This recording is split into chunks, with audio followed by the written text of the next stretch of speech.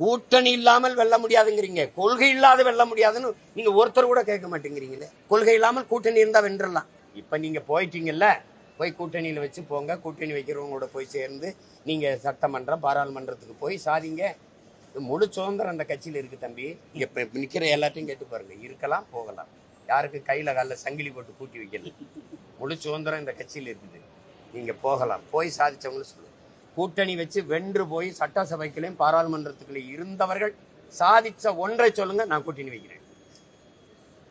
கேட்டியல்ல, நீங்க கேட்டியல்ல, அண்ணன் பதில் சொன்னல, அப்ப நான் கேட்கறது சொல்லுங்க. கூட்டணியில உள்ள இருக்காங்கல்ல, கூட்டணி வச்சு வென்று போன சட்டமன்ற உறுப்பினர்கள் இல்ல பாராளுமன்ற உறுப்பினர்கள் சாதிச்ச ஒன்று சொல்ல. 39 நாடாளுமன்ற உறுப்பினர்கள் போன முறை, இந்த முறை 40 நாடாளுமன்ற உறுப்பினர் இந்த முறை. சரி, தகுதி சீரமைப்பு, இதை நாடாளுமன்றத்துல நீங்க 40 உறுப்பினர்கள் வச்சிருக்கிறவங்க சண்டையை போட்டு நிறுத்தணுமா? இங்க உட்காந்துட்டு அனைத்து கட்சி கூட்டத்தை போடணுமா?